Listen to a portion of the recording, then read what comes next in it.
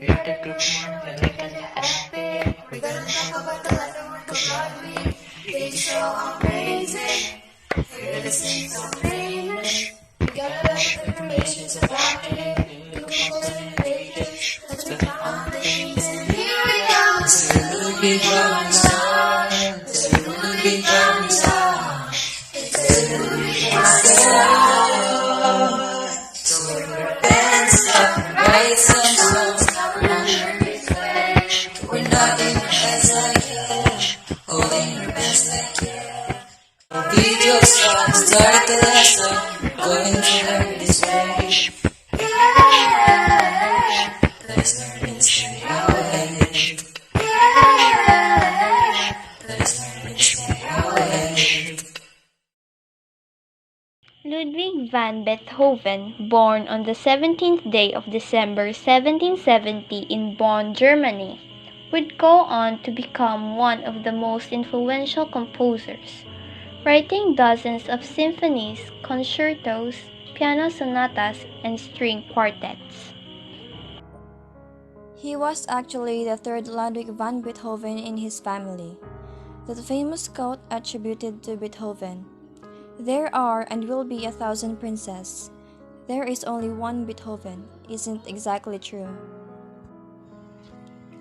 The first Ludwig van Beethoven was the composer's grandfather, a musician in Bonn, and the second was Beethoven's older brother who passed away a few days after his birth. He studied with Mozart's teacher, Franz Joseph Haydn.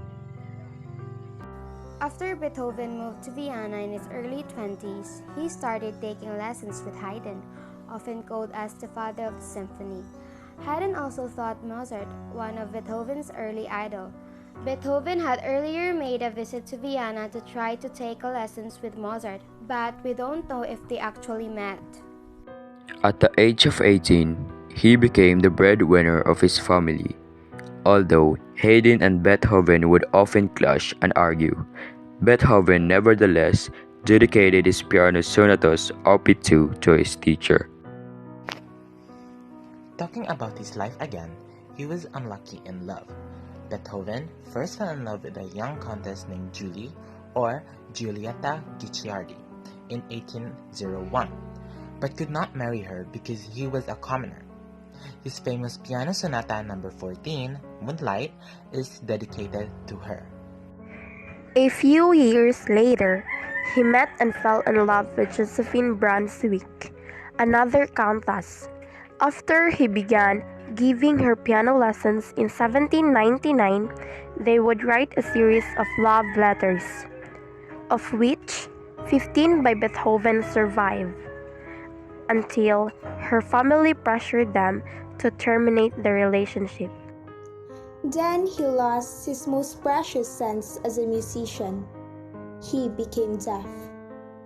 Beethoven started to lose his hearing when he was 26 years old, and by the last decade of his life, it was completely gone.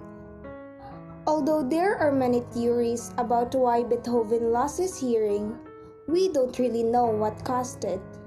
The most likely causes might be a disease from his early childhood, like typhus or smallpox.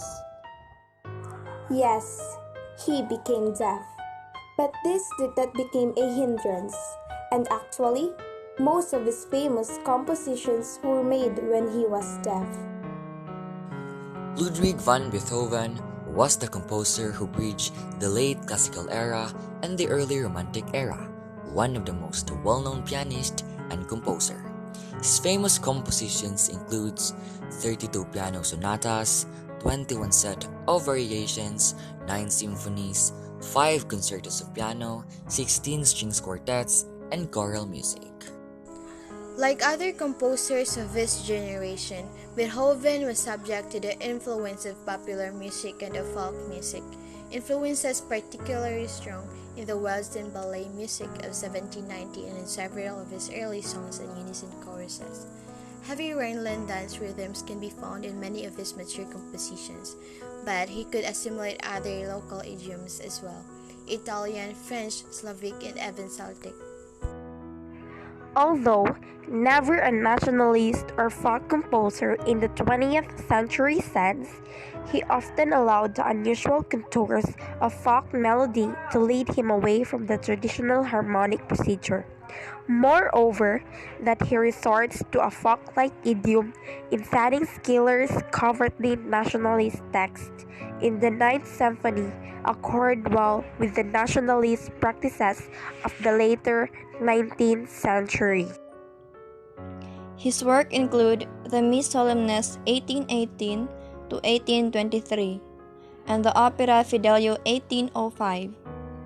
His known symphonies are Symphony No. 3, Eroica, No. 5, No. 6, Pastoral, and No. 9, Choral, which add voices and orchestra, and his forever famous Moonlight Sonata and Fleur Elise. He has distinct style and characteristics in making his music. His music veered towards larger orchestra. The sound was centered on the violas and lower registers of violins and cellos to give his music a darker mood. All themes of his piece are tied together by one motif. He developed musical themes and motifs extensively by means of modulations and dynamic. Unluckily, he died during a thunderstorm at age 56. Beethoven passed away on March 26, 1827, after a long illness. His friend comparing the moment to the composer's symphonies with crashes that sound like hammering on the portals of fate.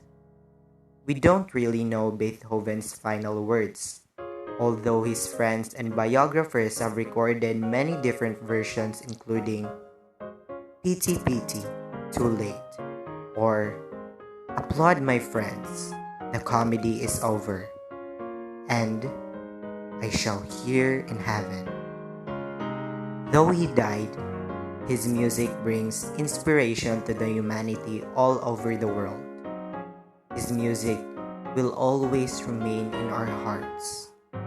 He is an inspiration to all musicians or people out there to overcome all the difficulties in life.